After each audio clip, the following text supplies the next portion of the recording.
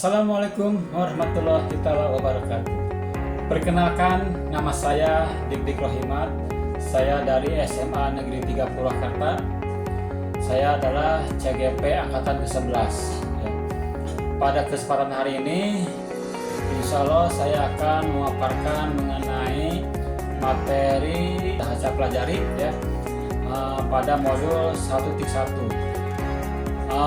Dalam hal ini saya akan memaparkan mengenai koneksi antar materi mengenai pemahaman pendidikan Ki Dewantara. Itu mungkin.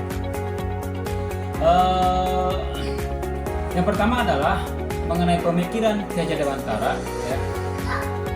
Menurut Ki Dewantara, murid adalah manusia utuh yang memiliki kodrat alam dan zamannya.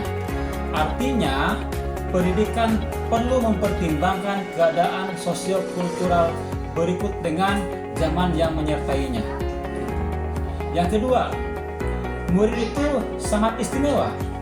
Mereka tidaklah kosong seperti tabula rasa, melainkan kaya akan pengalaman dan pengetahuan yang unik. Dengan demikian, tugas guru adalah memfasilitasi mereka agar dapat membangun kerangka pengetahuan dan pengalaman mereka hingga mencapai potensi terbaik mereka dalam berbagai aspek, mulai dari aspek kognitif, aspek sosiokultural, aspek fisik, aspek psikis, aspek emosional, dan aspek spiritual gitu. Nah, selanjutnya adalah kontekstualisasi.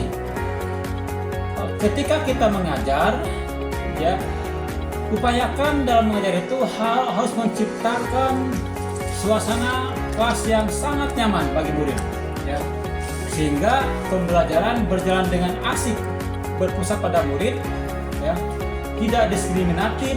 Setiap murid dapat mengekspresikan kemampuannya sesuai dengan bakat dan minatnya.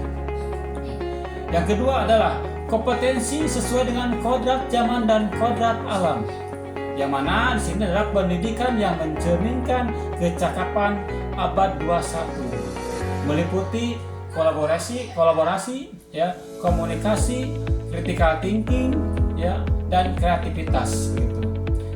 Dengan pembelajaran yang berbasis kearifan lokal gitu. Selanjutnya adalah saya merasakan bahwa sebelum saya mempelajari modul ini, saya punya anggapan terhadap pembelajaran terdahulu gitu kan.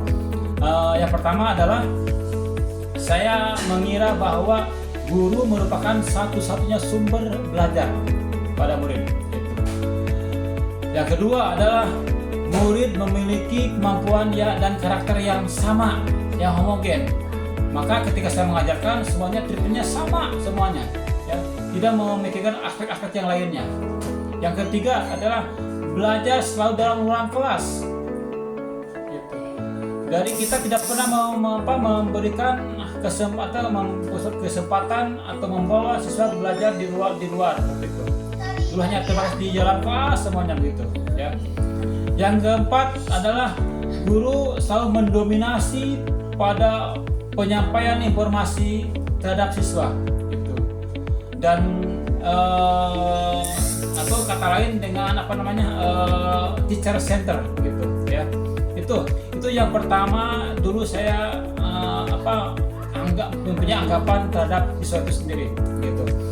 Nah, setelah saya mempelajari modul ini ada informasi yang sangat luar biasa saya dapatkan, sehingga merubah paradigma saya dalam pembelajaran, dan mudah-mudahan ini nanti terimplementasikan dalam pembelajaran ke depan oleh saya. Yang pertama adalah pembelajaran berpusat pada murid gitu. Lebih efektif, atau dengan kata lain adalah student center. Yang kedua, murid itu beragam, memiliki potensi gaya belajar, fisik, psikis, spiritual, yang perlu kita perhatikan dan dikembangkan dalam proses pembelajaran. Yang ketiga, ruang belajar tidak hanya di dalam kelas. Kita bisa mencoba di luar kelas, bisa misalkan di lapangan, di gazebo gitu kan, gitu. Biarkan mereka tuh menghirup udara yang seluas-luasnya, merasakan kenyamanan pembelajarannya gitu, dengan menciptakan suasana kelas yang baru bagi mereka. Yang keempat adalah pembelajaran yang diferensiasi. Ini merupakan adalah suatu model pembelajaran menjadi kunci dalam proses pengembangan potensi murid. Begitu. Terus hal yang akan saya lakukan ke depan ya adalah yang pertama, saya akan mencoba melakukan asesmen diagnostik non kognitif begitu. Yang mana ini mengenal lebih jauh melalui asesmen kognitif ini untuk mendeteksi karakteristik dari murid secara psikologis, emosional, dan sosiokultural murid.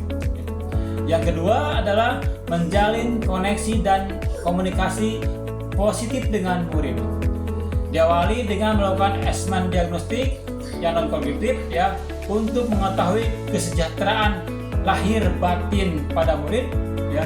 Berikut mengetahui gaya belajar murid dan tindak lanjutnya dalam membangun koneksi dan komunikasi yang positif ya. Dengan berbekal data hasil asesmen itu ya, maka ini diharapkan akan menciptakan kenyamanan dalam pembelajaran.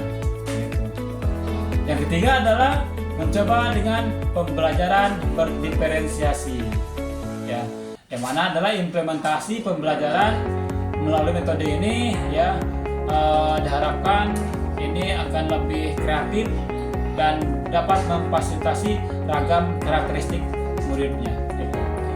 Oke, demikian pemaparan mengenai modul 1.1 ini ya, koneksi antar materi ya.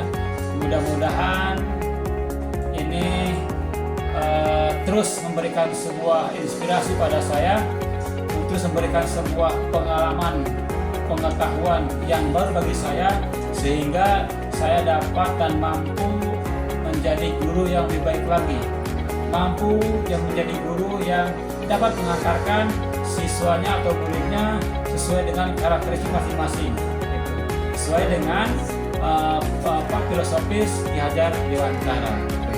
Terima kasih. Demikian. Assalamualaikum warahmatullahi wabarakatuh.